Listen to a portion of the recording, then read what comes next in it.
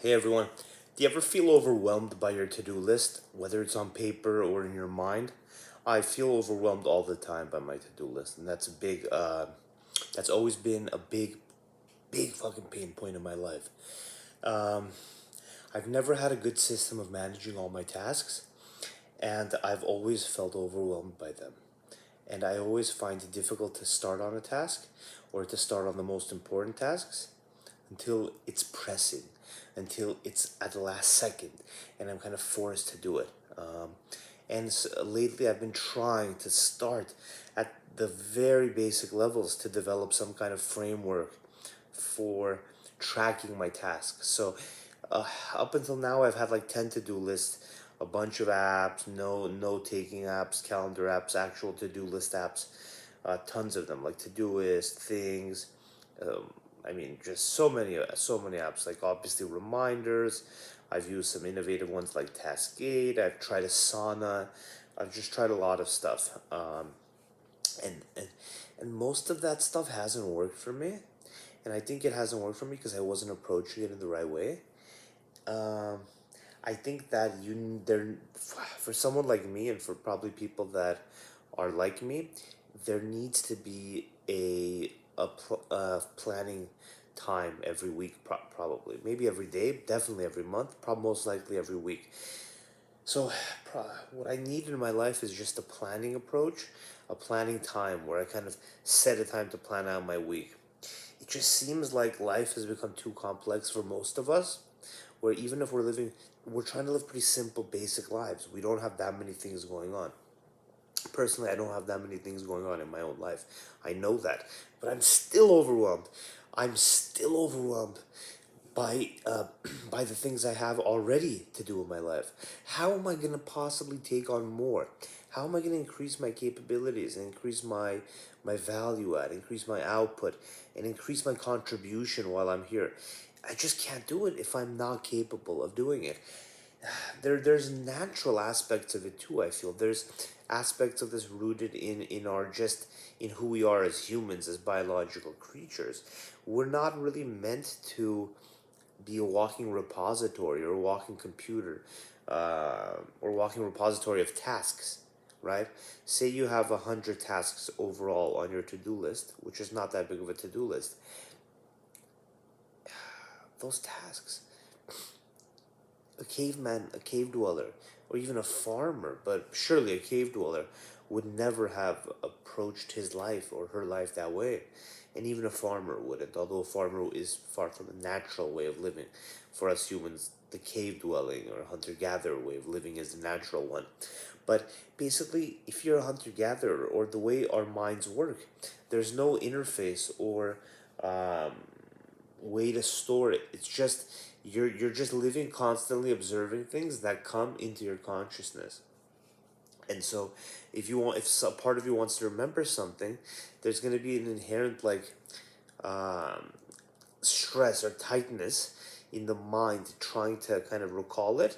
And then when that leaves the mind, when that leaves the current awake consciousness, I don't know where it goes, but when it leaves the current kind of awareness, there's still some kind of overall unease about you, about your day, about your life, about your existence, and an unease, a stressfulness, a stressful nature to the way you live, and to the way you think, to the way you are.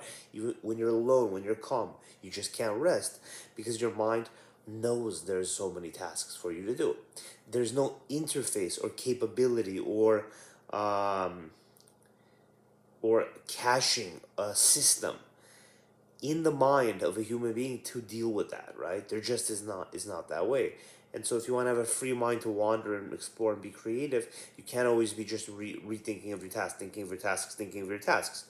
So humans have used technology geniusly. We've used technology to augment our own capabilities, starting from the first time we wrote something down, the first task ever, when somebody had so many things to do. Maybe it was a king somewhere in ancient times, and they said, we have 50 things to do for our projects in our kingdom.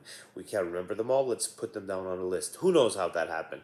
But at some point there was a first task list ever, and that first task list basically Was somebody, some genius person or group applying technology to their life, to their existence, to their kind of, to the challenges that they face. That's what we have to do kind of in our own daily lives. You have to use technology. You can't live a modern world and be a modern man and a modern woman without using the technology that exists today to enable you to do your tasks. Because we're task machines now. We've got to do a lot of tasks as people, right? We can't just be hunter gatherers anymore. So even if you live a super basic life, a super simplistic life, there's still tasks for you to do.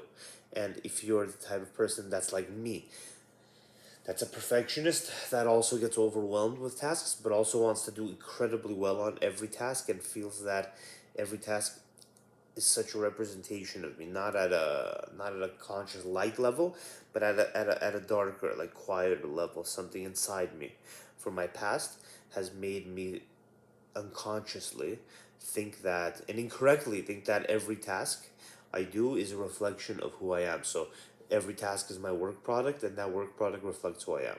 That's not true. That's not true. That's a ridiculous thing. Who you are is way beyond any one task, and who you are is even beyond the entire being, the entire person, the entire monkey. If that monkey is a massive failure, or if it's the ultimate success, if everything it does and everything that monkey touches turns into gold and becomes beautiful and just is absolutely perfect and astounding, even then you're not that, and you'll never be that. And even then, you're never going to be satisfied just being that monkey. So it's very hard to apply that real knowledge, that real knowing that I have. It's hard to apply that when I'm in the monkey mind, when I'm in my like human zone, and I'm just thinking I'm a person in this world and I have this task list to do, and all these thoughts about like how I'm interfacing with society at large, with all these entities, people and organizations, and just everything I want to interface with. When you think of yourself from that perspective, it's hard to recall that. And you do get anxious. You do. Like you're writing a report, you may get anxious. You're writing a memo at work, you may get anxious because you think that it's not, it's representing you. The word, that outcome, however that thing turns out, it's representing you. In some way it is, but only lightly. Only in the most gentle, light way, right? There's other things that represent you more, and you're failing at those as well. That's the problem too.